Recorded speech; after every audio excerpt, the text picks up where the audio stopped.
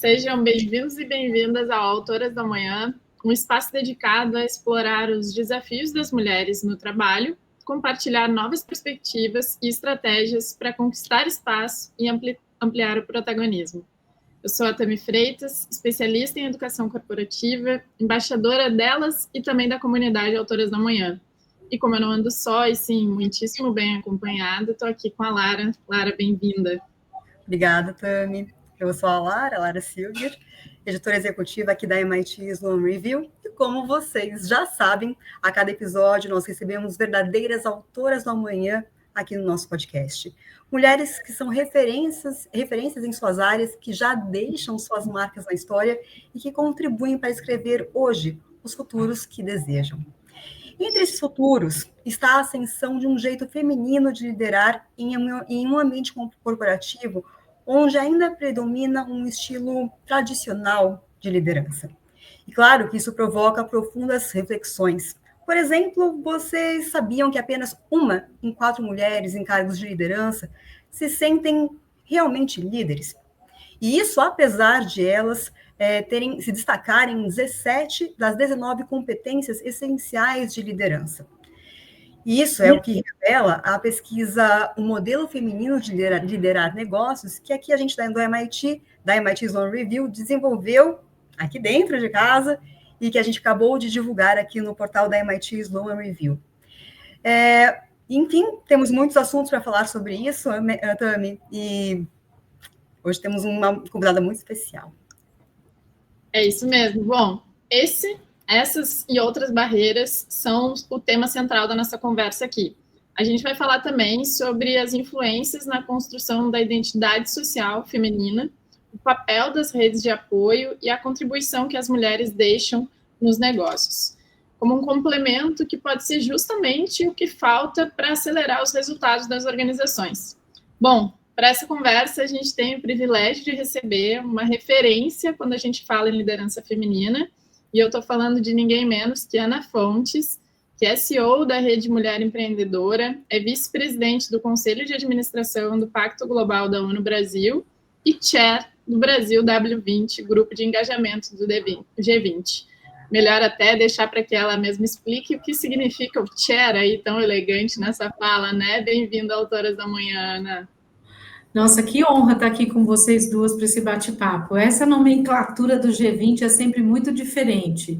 Eles chamam de chair, de sherpa, que é uma outra função também, de líder, delegada líder. Eu já fui delegada líder, já fui delegada, e esse ano assumi a posição de chair. Chair é uma figura de engajamento dos grupos, né, de engajamento do G20 como o W20, é a pessoa que lidera as relações entre as delegadas, o governo, a sociedade civil e quem vai fazer todas essas amarrações e conexões. Como o Brasil foi presidente o ano passado, então a gente destacou essa função de chair.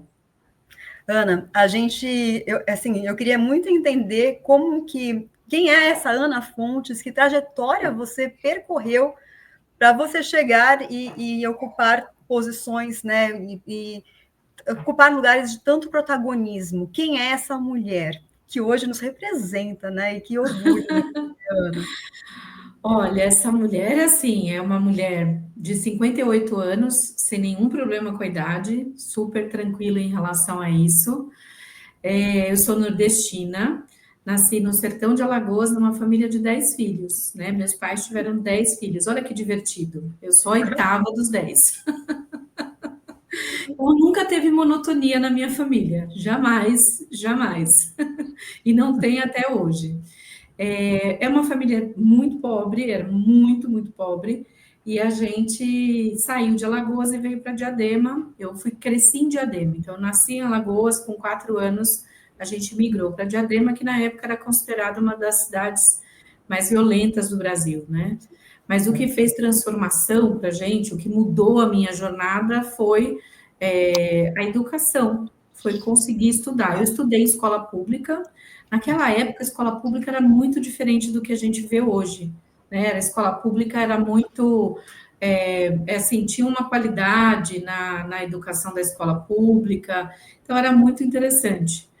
E aí, estudando nessa escola pública, construindo essa jornada, eu comecei a trabalhar em grandes empresas, né? Fiz faculdade, estudei publicidade e propaganda na primeira faculdade, depois eu estudei jornalismo muitos anos depois, acho que uns 20 anos depois, porque eu queria entender um pouquinho os dois universos. E aí construí uma carreira no ambiente corporativo, trabalhei durante quase 18 anos numa indústria automotiva, né? Então, sendo uma mulher da área de humanas, dentro de uma indústria extremamente masculina, dominada por engenheiros, a minha vida não foi nada fácil. Então, eu fui me moldando, né, os meus caminhos, e eu tive que abrir muitos caminhos, porque eu não tinha referência, eu não tinha outras mulheres para olhar, eu não tinha ninguém para conversar. Durante quase 4 anos, eu fui a única mulher executiva na vice-presidência de vendas e marketing. E assim, eu não tinha exemplos, meus exemplos eram os homens, tanto que nessa época eu mimetizava, né? Eu meio que me produzia como se fosse eles, até na roupa, no jeito de falar, aprendi a falar palavrão, aprendia os caminhos no jeito da linguagem masculina de liderar, porque foi uma forma que eu encontrei à época de sobreviver. Só que isso não é sustentável, né, no longo prazo. Então, em 2007, eu pedi demissão, eu tenho 2 filhas, né, 2 meninas, e assim, estava super infeliz lá, eu adorava o trabalho, tudo, adorava a minha equipe e tudo mais, mas estava muito infeliz.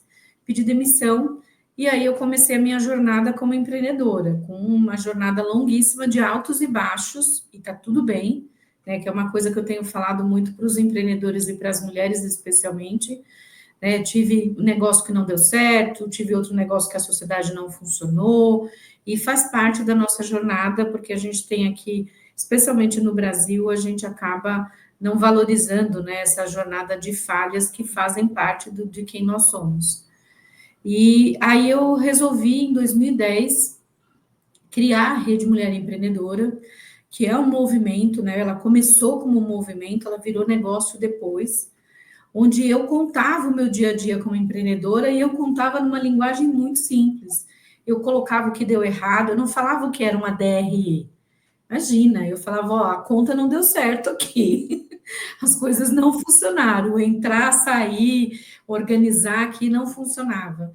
E para minha surpresa, assim, uns 6 meses depois que eu tinha esse blog, que eu escrevia sobre a minha rotina como empreendedora, eu tinha 100 mil mulheres me acompanhando nesse blog.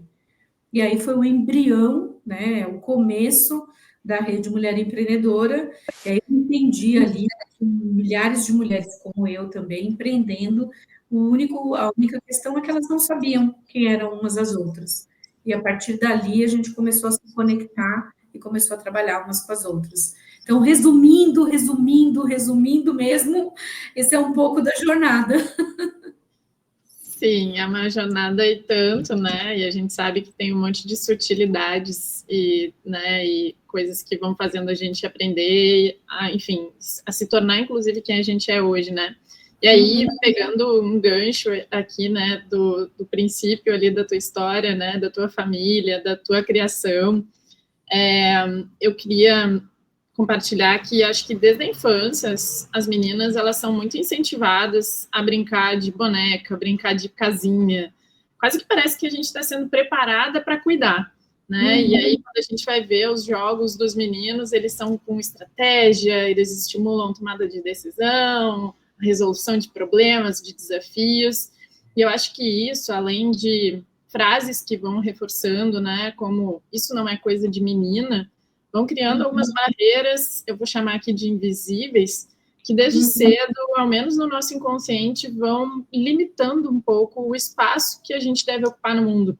E talvez até abreviando as habilidades que podem ser determinantes no nosso futuro profissional, né? Essas construções, elas não só moldam como a gente se vê, mas elas também reforçam como a sociedade nos percebe, né? E aí, de que forma tu entende que essas influências impactam na autoconfiança das mulheres e como elas se tornam desafios que vão precisar ser superados ao longo do tempo, né? Principalmente se a gente está falando em um dia, quem quiser ocupar uma posição estratégica dentro de um negócio, dentro de uma corporação ou do próprio negócio, né?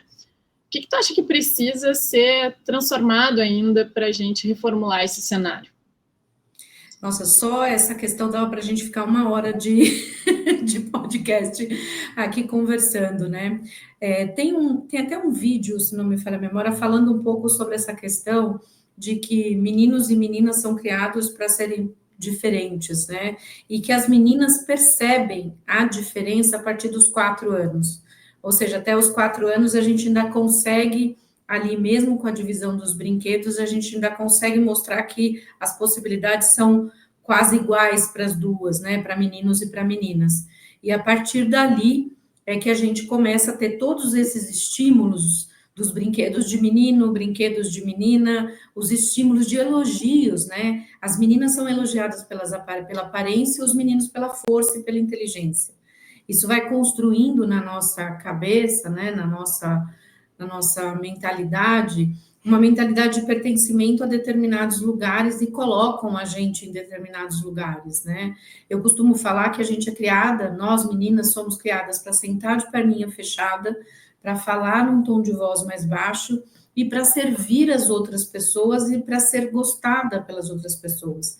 Isso cria na gente uma série de questões que a gente vai levar para a vida inteira, né? Para toda a nossa existência, desde não querer, por exemplo, cursar carreiras que são ligadas ao universo de tecnologia, finanças, economia e matemática, que a gente chama as carreiras de STEM, até as mulheres acharem que elas não podem fazer determinadas coisas, como, sei lá, dirigir um caminhão ou coisa parecida.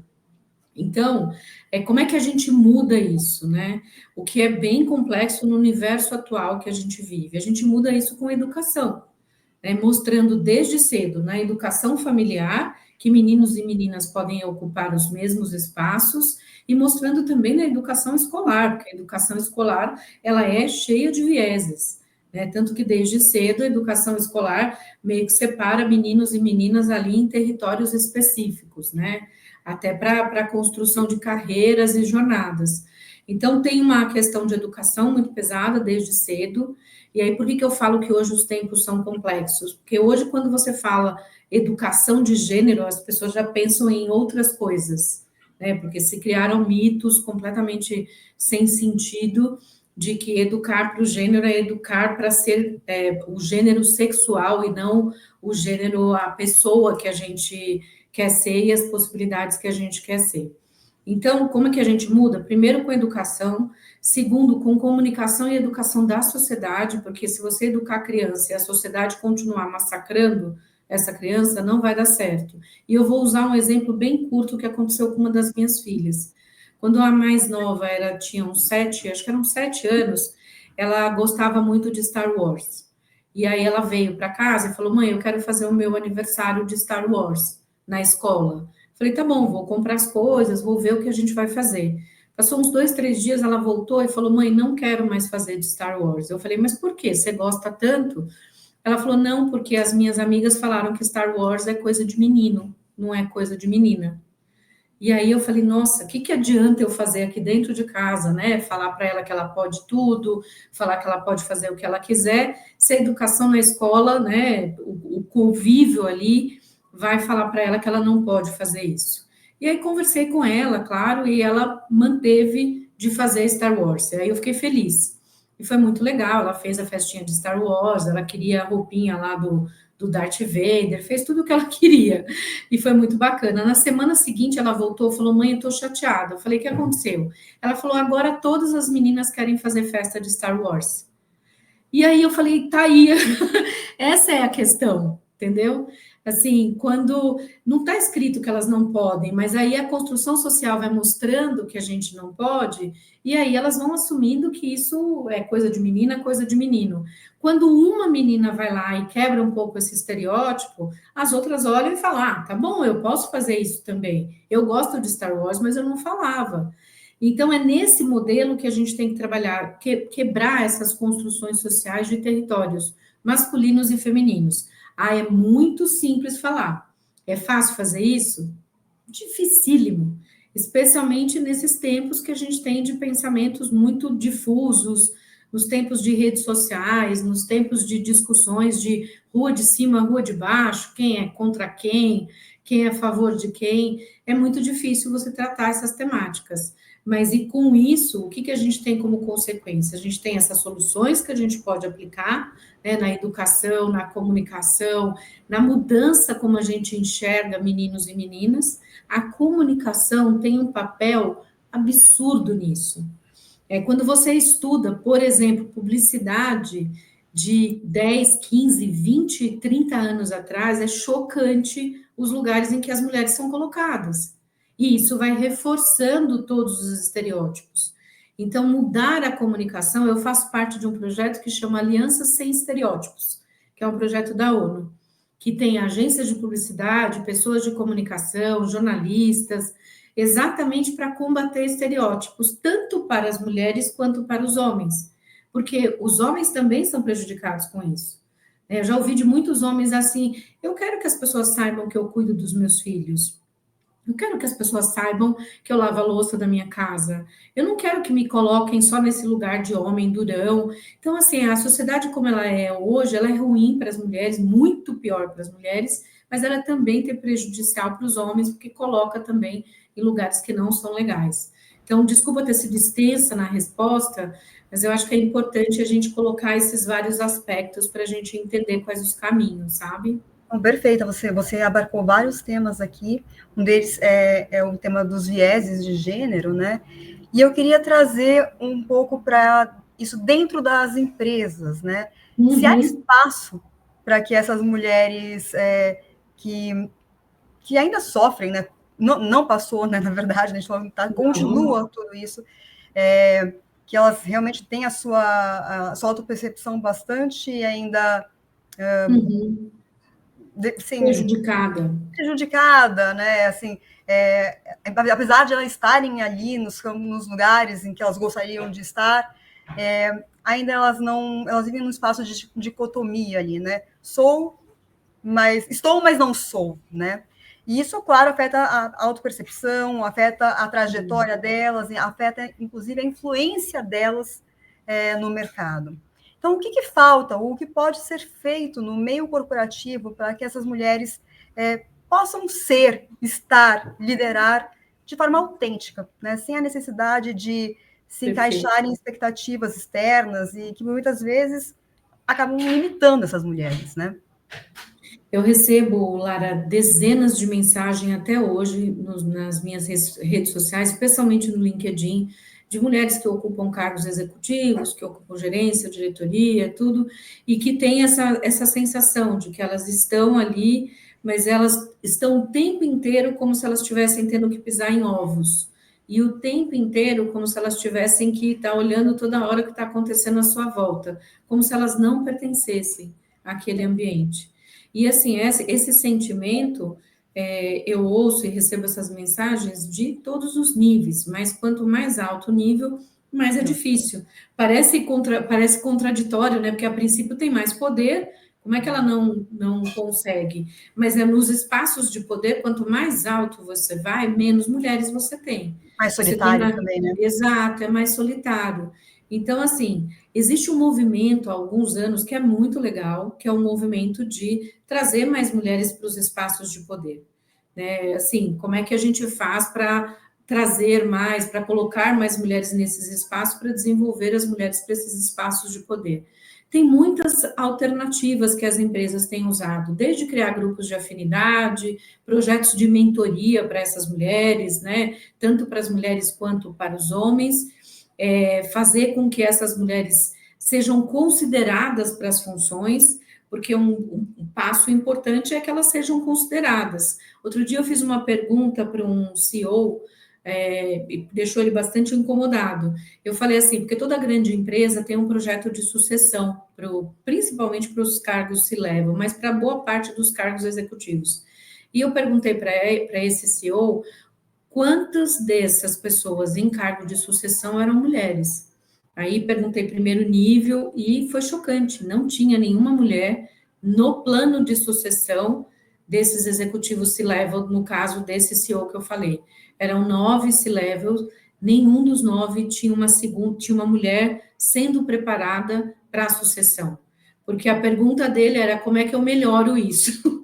Eu falei, você tem que admitir mulheres, né, no processo, você tem que garantir que o processo seja justo para elas, porque normalmente o processo não é justo para elas, e você tem que garantir que nas etapas finais você tenha mulheres, e você tem que garantir dentro do processo interno, que é esse processo de sucessão, que você tenha mulheres sendo consideradas para o processo de sucessão. Senão você não muda o jogo. Daqui 100 anos a gente está falando da mesma coisa. E um fator que muda muito, muito, que faz a diferença, mentoria legal, grupos de engajamento é legal, olhar o recrutamento intencional é super legal. Mas enquanto você não tem metas claras de quantidade de mulheres em espaços de poder, e enquanto você não tiver isso ligado aos objetivos estratégicos da empresa, você não muda o jogo. Você tem que mexer no bolso das pessoas. Não adianta você falar para um diretor que tem, sei lá, 70 cargos de liderança. Você fala para esse diretor assim, contrata mulher quando der, tá? Ou contrata mulher. Ele não vai, porque assim, a identificação dele, né, os vieses inconscientes deles, vai obviamente, olhar mais para os homens. E aí, o que você tem que fazer com isso? Além de conscientizar, fazer curso, eu acho que tudo isso ajuda, não estou falando que é ruim. Mas isso sozinho não resolve. Enquanto você não falar para esse diretor, olha, daqui 5 anos, dos 70 líderes que você tem, 50% tem que ser mulher. Então, comece a trabalhar a sucessão, e se você não tiver esse objetivo, obviamente gradativo, seja lá um conceito que você criar para atingimento desses objetivos, ligados ao bônus, ao bolso, você não vai mudar o jogo. Porque aí você vai ficar fazendo ação que é legal de ter, é bacana de ter, mas não muda o jogo. Então, você tem que estabelecer objetivo e você tem que mexer no bolso das pessoas. Mas qual que é o gatilho para esse sponsor, né, entender que isso é importante, que vale a pena, porque alguém tem que ser o patrocinador disso. Ele tem que ter consciência, isso não é uma tarefa muito simples. O que eu faço aqui, por exemplo, quando algum CEO nos procura, a gente não faz consultoria de diversidade, eu faço conversas com os CEOs de empresa quando eles querem perguntar sobre alguma coisa em relação à diversidade. E aí, tem muitos deles que são resistentes ao tema, imagina agora, né? Muito resistentes, não, mas eu acredito na meritocracia, para mim não importa se é homem, se é mulher, eu acredito na meritocracia. O que eu faço para convencer esse CEO? Primeiro, mostrar dados, né, do quanto é importante você ter mulher, mostrar esses dados de forma estratégica, como é que as estatísticas mostram a performance de mulheres em espaços de poder, e segundo, você traz 1, 2 ou até mais CEOs que já estão engajados com a causa, porque normalmente eles ouvem os iguais. Né, eles ouvem quem são como eles. Então, você traz um outro CEO que já está engajado com a causa, que é uma pessoa que já está conectada com a questão de diversidade e inclusão, para conversar com esse que é mais resistente. Vocês não têm ideia do quanto isso muda. Homem conversando com homem numa rede de apoio ali para essa causa, para causa, né? Para essa necessidade, né? Sim, exatamente. Isso muda o jogo. Eu já vi isso assim acontecendo na minha frente. Eu mostro os dados, mostro as estatísticas, mostro dados de Brasil, de fora, mostro performance, né? As empresas são mais lucrativas, por aí vai. E aí, com dados na mão, tá bom, eu tô quase. Ele tá bem embasado ali. Mas ele precisa ouvir um colega dele em quem ele acredita na voz desse colega, falando que aquilo é importante para o negócio. E aí você coloca ali um elemento que ajuda muito no engajamento, porque sim, essas mudanças de cultura têm que acontecer de cima para baixo, e essas mudanças de cultura têm que ter um sponsor, de preferência o CEO da empresa, ou alguém que tenha muita influência na empresa. De baixo para cima, é possível acontecer essas mudanças? Mas é um processo muito doloroso. E é muito difícil, é muito devagar. Se o sponsor, se o CEO não está comprado, é muito difícil. Sim. Acho que é importante também a gente começar, né, ou seguir, ou reformular as estratégias que a gente vai usar de transformação, né? Isso é uma coisa importante, né? Se o jogo muda, né? Se as regras do jogo vão mudando, a gente também vai ter que ir se reposicionando nesse jogo para poder conquistar esses espaços e equalizar um pouco essa equação. Agora, tem algo que tu trouxe que encontra aqui uma dúvida minha, que é essa rede de apoio, né, ela é citada, inclusive, na pesquisa que a Lara mencionou anteriormente, como algo muito importante para dar orientação e retaguarda para essas mulheres que enfrentam essas barreiras estruturais, especialmente quando a gente está falando de carreira, de trajetória profissional. A Rede Mulher Empreendedora e o Instituto Mulher Empreendedora são referências, né, quando a gente fala de rede de apoio, que eles proporcionam esse suporte, né, e o conhecimento para incentivar esse avanço. Eu queria ouvir de ti, de que forma tu entende, tu percebe a contribuição na prática dessas redes de apoio para o cenário de liderança no Brasil, e também seria muito legal se tu pudesse compartilhar com a gente algum exemplo, algum caso real de um impacto numa vida ou numa comunidade que essa rede de apoio tenha trazido, seria legal te ouvir. Então, muito bacana, assim, eu super acredito, obviamente, não só pela Rede Mulher Empreendedora, mas eu acredito em redes de apoio como uma ferramenta poderosa para a gente. Como a gente falou anteriormente, a gente falou muito sobre o impacto na nossa vida do julgamento, de atacar a nossa autoconfiança, né? Eu brinco aqui com as mulheres que a gente nunca vai agradar, porque não precisa agradar, porque a sociedade nos julga por tudo, né? Nos julga se a gente casa cedo, casa tarde, se não casa, se trabalha, se não trabalha. Nós vamos ser julgadas por absolutamente tudo. Então, o ponto é, se a gente vai ser julgado por absolutamente tudo, então o que a gente tem que fazer é ignorar esses julgamentos, não é uma tarefa fácil, mas é uma tarefa possível, e, obviamente, trabalhar em grupo.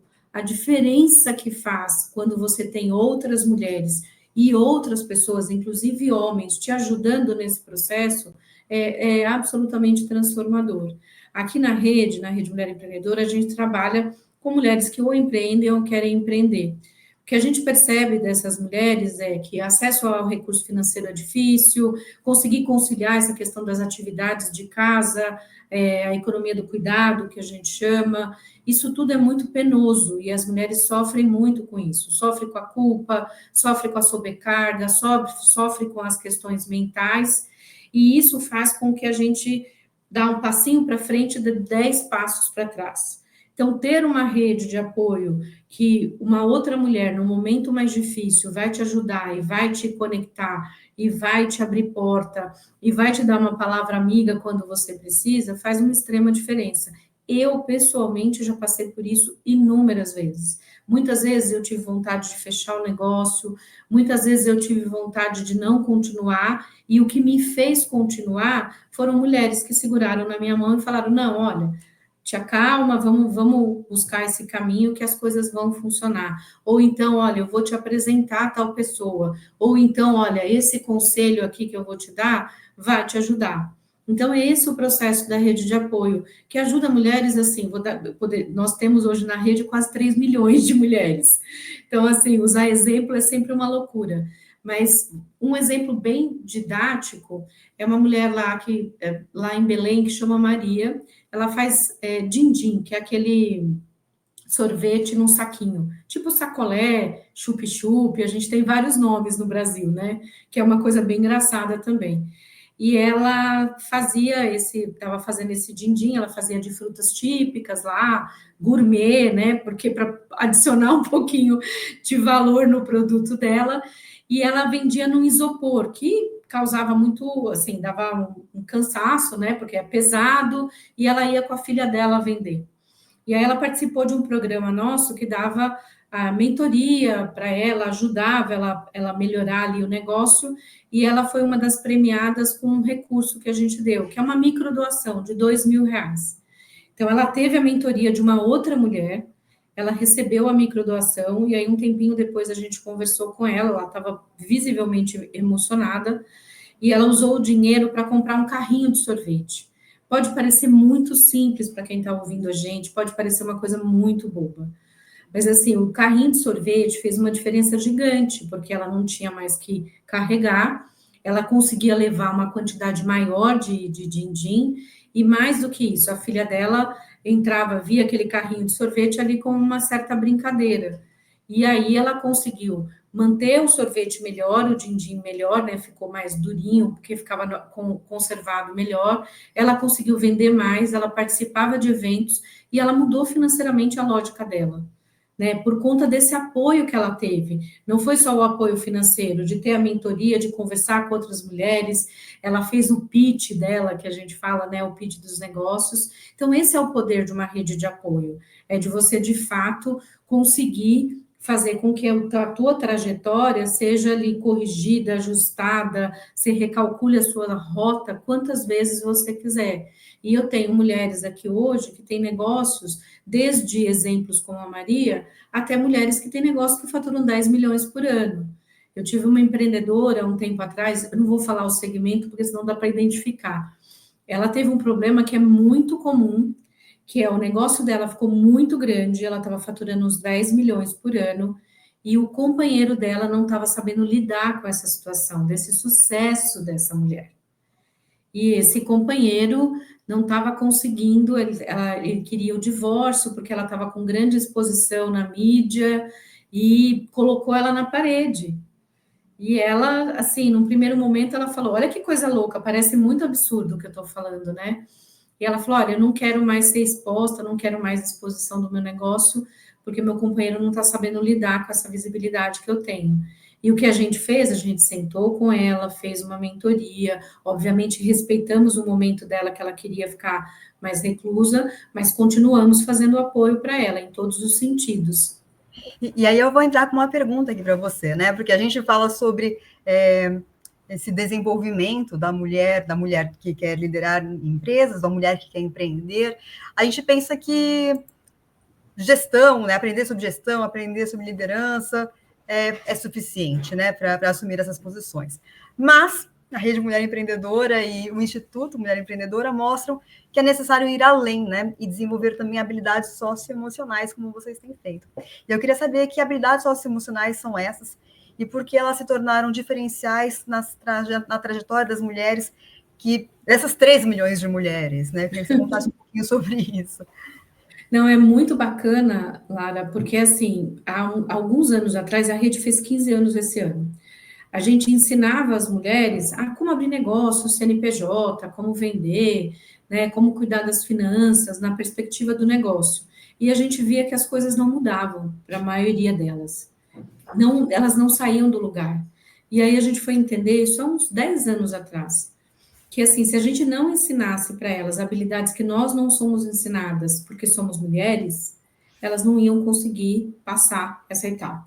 Aí a gente mudou os nossos programas e passou a colocar habilidades socioemocionais, autoconhecimento em todos os programas. E o que a gente ensina? A gente ensina liderança. Os meninos são ensinados sobre liderança desde cedo, nos brinquedos, em tudo mais. Nós somos ensinadas a cuidar, a ficar nos bastidores. Então, a gente ensina liderança para elas. A gente ensina para elas como falar em público, que é uma coisa que não é ensinada para as meninas, mas é ensinada para os meninos desde cedo. A gente ensina para elas como negociar.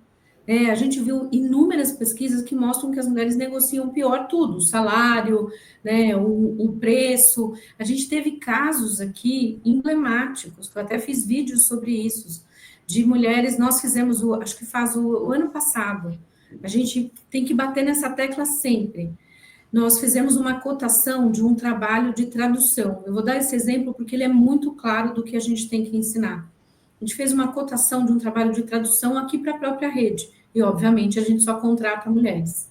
Nós recebemos, só que a gente colocou essa chamada num grupo que tinham homens também. E aí nós recebemos, coincidentemente, parece até de brincadeira, 6 orçamentos de homens e 6 orçamentos de mulheres.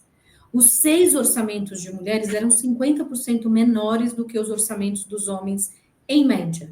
Com dados, agora mostrando com dados isso, né? Com dados. Já sabe. Como é que fala? Além do valor menor, ou seja, a percepção do valor delas é menor, além disso, elas colocavam um prazo de entrega menor. Elas faziam 50% a menos o valor e em menos tempo. E aí eu falei assim, isso me deixou tão incomodada, Porque eu falei, gente, é a clareza. Aí eu fiz um vídeo sobre isso. Eu falei, vocês têm que valorizar o tempo de vocês têm que valorizar o preço de vocês. E aí a gente ensina isso, a gente ensina desde sempre. A gente começou a reforçar esse ensinar a negociar. E quando você tem outros recortes, esse processo da negociação é pior. O que significa? Se for uma mulher negra, ela dá mais desconto. Se for uma mulher negra de comunidade, ela dá mais desconto. Então, esse é um processo porque a gente é ensinada desde cedo a agradar os outros. E aí a gente não quer entrar nessas áreas de conflito. E o que a gente ensina aqui em autoconhecimento e negociação é que sim, se você está bem preparada, se você tem uma boa estrutura, se você consegue entregar, você tem que cobrar o valor do seu trabalho. Parece muito, parece justo e óbvio, mas inúmeras vezes a gente tem que reforçar isso, porque de fato acaba não acontecendo. Então a gente ensina também a negociação e a gente ensina também uma coisa que nós não somos ensinadas desde cedo. A gente ensina como construir redes de relacionamento, como construir networking, que o povo chama de networking. A gente ensina para as mulheres que nós não fazemos um networking pior, não é sobre isso. Porque eu ouço muita gente falando, mulheres fazem networking pior. Não é sobre isso. Nós temos que buscar formas de fazer networking dentro do nosso universo. Os homens vão levar os filhos na escolinha, já conversam um com o outro, pergunta para o outro, onde você trabalha? Não sei o quê, trocar cartão de visita. E a gente fica com vergonha de fazer isso. Então, não é sobre não fazer, é sobre conectar esses pontos e fazer com que as mulheres, de fato, tenham essa percepção de o quanto rede de relacionamento faz a diferença na vida delas. Isso é muito importante. Então, só para vocês terem uma ideia, tem outras coisas que a gente ensina, mas eu estou dando só uma perspectiva para vocês dessas que nós já ensinamos hoje. E que essenciais, hein? Não é? É uma aula, né? É uma aula, que incrível. E acho que mais incrível, né? Eu tenho um amigo que ele fala que a analogia, ela é a regra de 3 do pensamento, né? Eu acho que tudo que tu está trazendo aqui de exemplo exemplifica muito melhor do que qualquer trecho de livro possa nos ensinar, sabe? Ana, a gente estava falando aí sobre alguns comportamentos, né, das mulheres, enfim, essa construção toda social, identitária, né?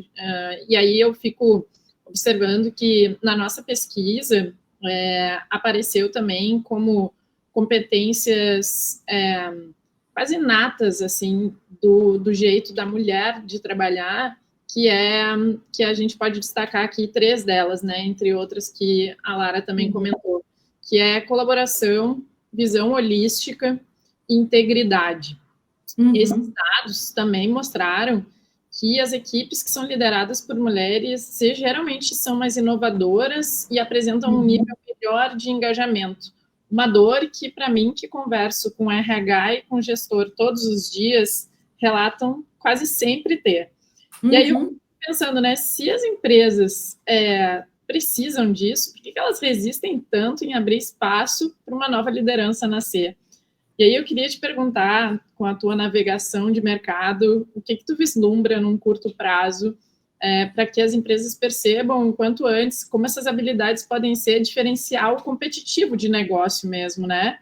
E o que ainda precisa acontecer para que elas deixem esse avanço acontecer?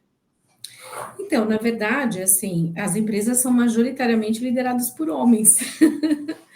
Então, assim, o topo hoje é majoritariamente masculino. Se você olhar o topo mesmo, CEOs, né, acho que são só 15% mulheres hoje. Então, assim, eles obviamente têm uma resistência a levar mais mulheres para esses espaços. Por isso que é importante você conscientizar o topo, né, mostrar, né, para essas pessoas o quanto é importante você ter uma empresa diversa. Eu vou dar um outro exemplo para vocês. Há uns 2 anos, uma mega organização me chamou para fazer uma palestra sobre diversidade e inclusão de sensibilidade para o board da empresa. Eram 11 pessoas, eram os C-levels da empresa, 11 executivos. Eu pedi antes, naquela época, eu falei, me manda um pouco o perfil deles, para eu saber, né, de onde eles são, o que eles fazem, não sei o quê. E aí, quando eu olhava o perfil, eles me mandaram, parecia um copiar-colar, assim, dos 11. Eram todos tinham feito a mesma universidade, todos tinham feito MBA fora, todos falavam inglês fluente, todos eram homens brancos, todos tinham a mesma história de classe média, e assim, e eu falei, gente, como falar de diversidade para essas pessoas, né? E como falar da importância. E aí, como é que é a melhor abordagem? Diversidade, a gente, obviamente, sempre vai falar que tem uma questão de justiça social muito importante, né? A gente tem que associar a diversidade à justiça social, mas diversidade também é economia e inovação. E aí foi como eu puxei essa sensibilização. O que eu falei para eles? De onde surge a inovação? Do conflito. A inovação surge dos conflitos positivos e das visões diferentes sobre as coisas. Como é que uma empresa ia ter visão diferente se todo mundo tinha o mesmo perfil? A chance nas reuniões dessa empresa de todo mundo ter a mesma ideia, o mesmo perfil, caminhar para o mesmo lugar, continuar mantendo a máquina, era muito grande. Porque, de fato, obviamente não foi confortável para eles ouvir isso. Mas eu falei, como é que você inova, né? Busca todos os cases, todas as discussões sobre inovação. Elas surgem do conflito. Falei, a chance de conflito entre vocês aqui é nenhuma. Vocês têm as mesmas histórias, as mesmas referências. Ah, mas a gente pode fazer pesquisa. Eu falei, mas pesquisa não é a mesma coisa. Você não tem a vivência internamente, você não está vivendo a empresa internamente. E aí eu uso esse exemplo porque foi um processo muito difícil, mas quando eu mostrei para eles a questão da inovação, criou um desconforto necessário neles, para eles entenderem que se eles continuassem do jeito que eles estavam, eles não iam, de fato, caminhar para uma empresa continuando a ser inovadora, continuando num caminho de ser mais estrategicamente conectada com o mercado. E aí criou o desconforto necessário, mostrei vários casos, falei sobre a importância desse perfil inovador. Maravilha. Aí, do outro lado, o que eu mostrei? Os aspectos econômicos da diversidade. É uma empresa cujo maior percentual de clientes no Brasil são mulheres e pessoas negras. Eu falei, como é que vocês podem vender para esse público? Este é o público-alvo de vocês e vocês não têm representatividade aqui nos espaços de decisão de nenhuma mulher e nenhuma pessoa negra.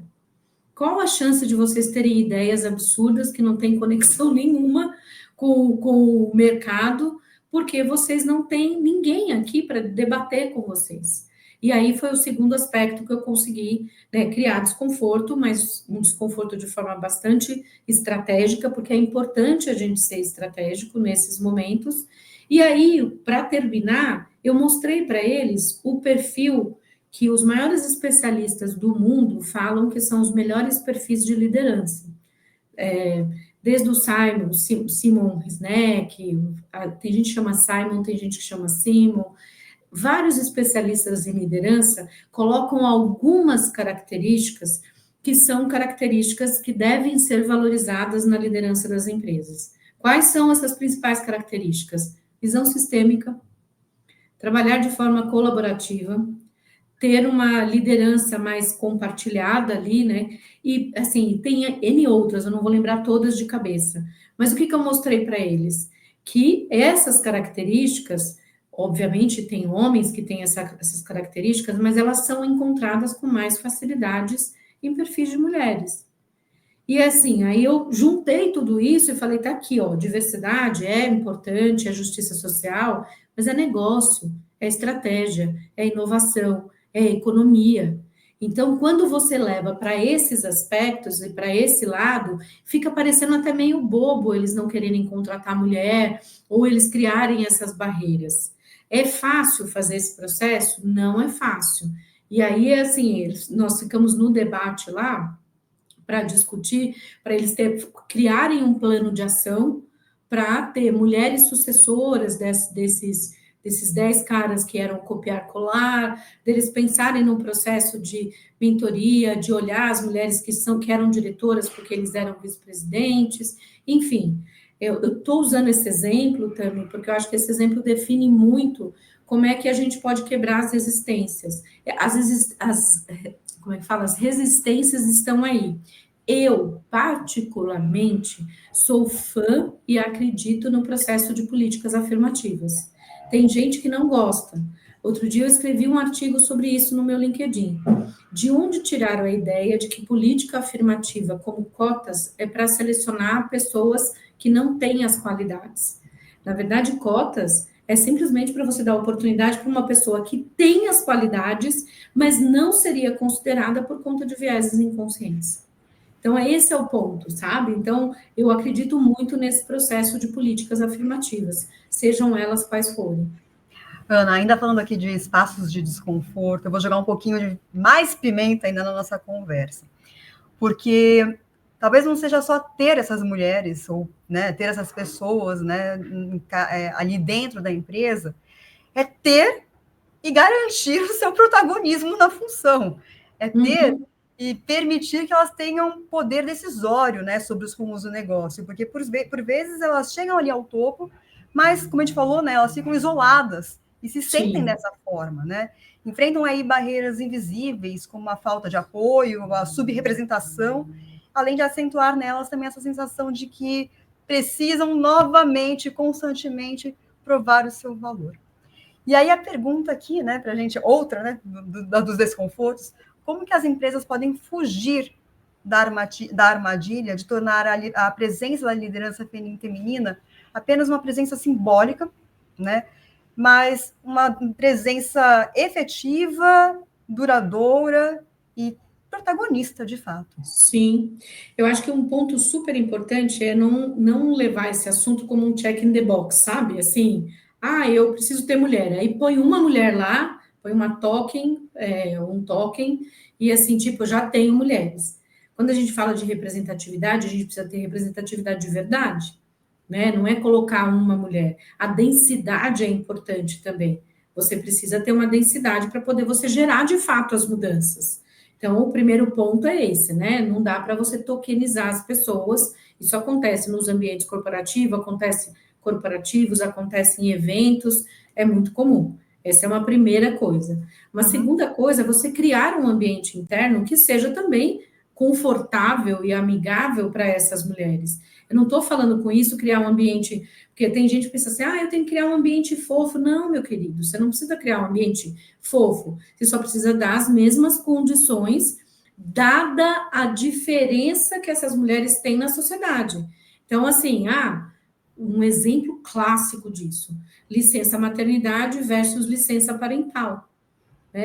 Lá fora, o debate enorme é sobre licença parental. A gente passar a licença parental aqui como uma regulamentação no Brasil, ainda temos uma montanha gigante para superar, apesar de que algumas empresas já estão fazendo isso de forma voluntária, né? Criando licença parental, ou seja, quando homens e mulheres vão cuidar dos filhos em tempos que cada um determinar.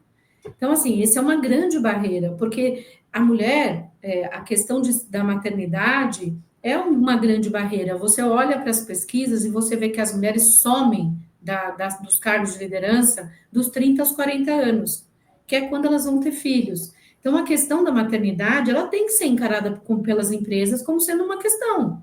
E essa questão não pode simplesmente, vou contra, a mulher aqui é diretora. Aconteceu o ano passado com uma alta executiva de uma empresa, ela me ligou, falou, olha, voltei depois da licença maternidade, ela me ligou realmente visivelmente emocionada, chorando tudo, ela falou, não, o meu chefe direto não marcou, não quis falar comigo nessa primeira semana, falou que não tinha agenda, o meu segundo não tinha mais sala para eu ficar, o RH não fez nenhum acolhimento para mim. Imagina, você voltou depois de 6 meses de licença maternidade, você ocupa um cargo sênior, você está super fragilizada porque deixou um bebê em casa e no meio de tudo isso você não é acolhida. Então não é dar privilégio para a mulher, é tratar os diferentes da forma diferente e entender que nesse contexto todo a empresa precisa ser acolhedora e não pode ter um ambiente hostil. Então esse é um outro ponto que a gente tem que colocar no jogo.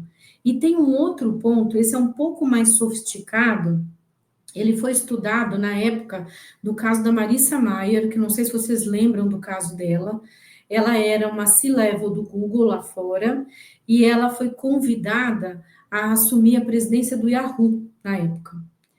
E aí, assim, o caso dela foi muito estudado, e eles colocaram o caso dela não como teto de vidro, mas como penhasco de vidro. Por que eles colocaram com o penhasco de vidro? Porque é muito comum nas grandes empresas colocarem mulheres em cargos que eles sabem que vai dar errado. Para provar a teoria, olha que louco, é sofisticado isso. Para provar a teoria de que as mulheres não são capazes de ocupar esses cargos de altíssimo destaque.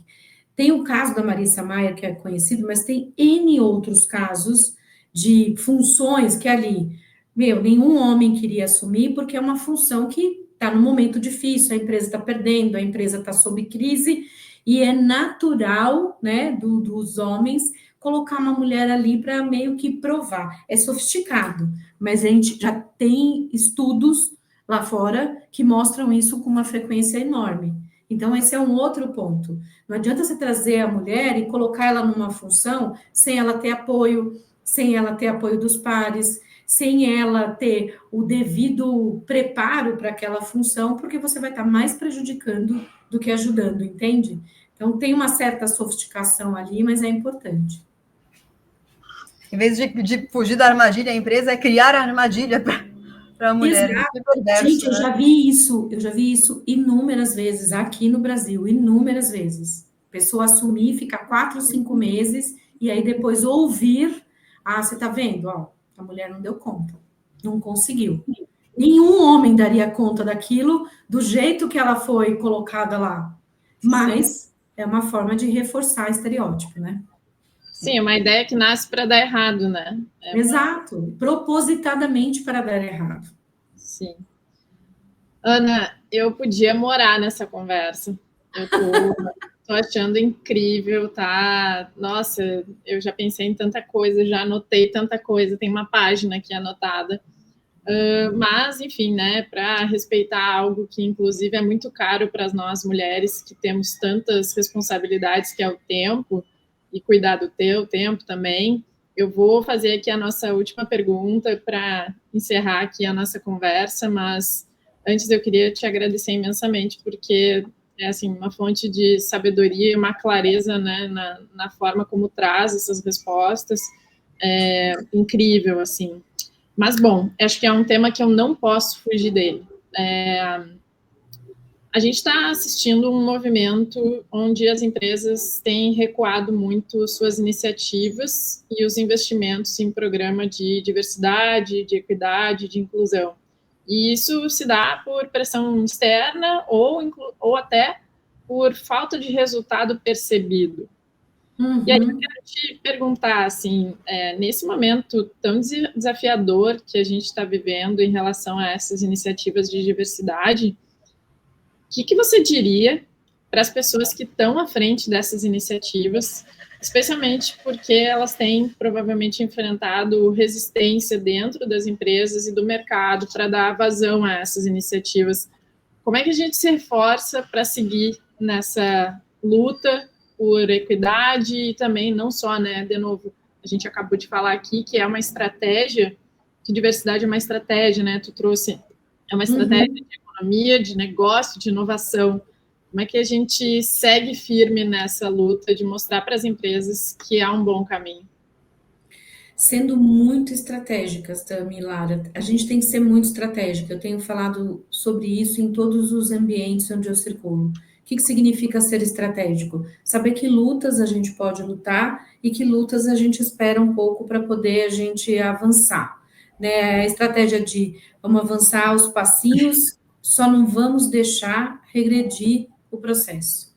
A gente já sabe, por dados e estatísticas, que a gente vai levar mais de 100 e tantos anos para a gente viver num mundo com equidade. Esses são dados.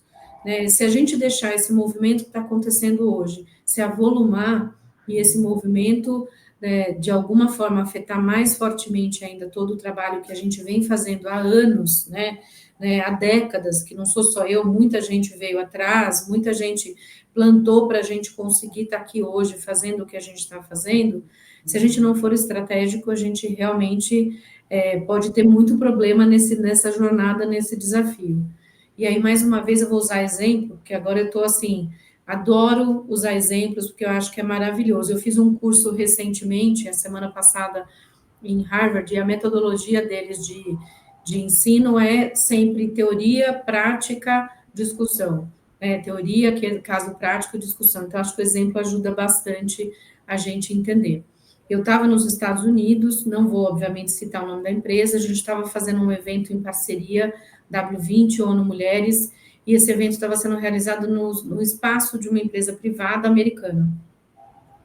E essa empresa, parceira do evento e tudo mais, tinha logo, tudo de divulgação, e em determinado momento, quando a gente ia começar o evento, a gente foi tirando foto, né, o nosso grupo lá, todo o trabalho, e nós fomos fortemente orientadas a não tirar foto, e se as fotos fossem tiradas, que a gente deletasse, porque a empresa não queria ter o logo e o nome da empresa associado à ONU Mulheres e ao W20, que notoriamente lutam pela diversidade, pela inclusão de mulheres. Então, assim, esse é um exemplo pequenininho de que cenário que a gente está vivendo, né? Porque, às vezes, o problema não são as coisas que acontecem de forma pública, né? Porque tem muita empresa indo a público falando, eu não vou olhar mais para a diversidade, tem muita empresa fazendo o contrário também, falando, eu vou continuar olhando para a diversidade, estou aqui, não vou fugir dessa temática. Então, a gente tem que tomar cuidado com o que acontece nos bastidores, porque é isso que, de fato, também muda o jogo. Então, esse tipo de coisa que a gente viu acontecendo há 2 semanas atrás, 1 semana e meia atrás, deixa a gente meio assustado, do tipo, puxa, uma empresa com medo de ter o nome ligado à causa de diversidade e inclusão, porque é uma empresa americana. É triste isso. Mas, por outro lado, a gente não pode fazer paralelos com o Brasil. Por que eu vou dizer isso? Porque o Brasil é ainda um país muito desigual. Nós somos o 8º país mais desigual do planeta, ou seja, temos uma concentração de renda e uma dificuldade de acesso à oportunidade para pessoas mais vulneráveis. Por que eu estou fazendo esse paralelo? Porque quando você fala de diversidade, você fala de combater desigualdade. Você fala de trazer as pessoas para ter dignidade, oportunidade e tudo mais. E esse tipo de discurso aqui no Brasil, não acho que cai com tanta força como, por exemplo, nos Estados Unidos. Porque a gente tem coisas muito fortes ainda para trabalhar e para desenvolver. A gente tem muito o que fazer pelas pessoas. Não estou dizendo que os Estados Unidos não têm, não é sobre isso. Mas é sobre a nossa realidade ser outra. O que a gente tem visto, inclusive de empresas americanas que apoiam a rede, são as empresas falando, olha, nós vamos continuar apoiando os trabalhos de vocês, que vocês trabalham pela autonomia econômico-financeira das mulheres, mesmo que a minha matriz não vá continuar ou não vá falar. Nós temos outros casos de empresas que falaram assim para a gente, nós vamos continuar, mas nós não queremos falar muito sobre isso, publicamente, mas nós vamos continuar. Então, você tem várias camadas e vários grupos. O que a gente tem que fazer, voltando para a minha fala inicial, é ser muito estratégico. Entender como é que a gente pode apoiar esse movimento de manter a diversidade, de não regredir, mas, ao mesmo tempo, não partir para um ataque que não vai levar a gente a nada, que só vai trazer mais ataques para o tema. Então, assim, essa conexão da diversidade com a questão econômica, que é uma conexão muito aberta, muito fácil das pessoas entenderem, essa conexão da diversidade com a inovação, que é muito fácil das pessoas entenderem, a questão da oportunidade, né, das pessoas terem oportunidade e da gente ter consciência que a meritocracia, que todo mundo fala, que é muito, assim, defendida, ela só vale quando as pessoas partem das mesmas posições e dos mesmos lugares. Não dá para você falar de meritocracia num país desigual. Você pode falar de meritocracia na Noruega, na Suécia, em países em que as pessoas partem dos mesmos lugares. Elas têm moradia, têm acesso à alimentação, têm acesso à saúde, têm acesso à educação na mesma proporção. Aí quem se destaca, quem quer fazer outras coisas, está tudo certo. Aqui não.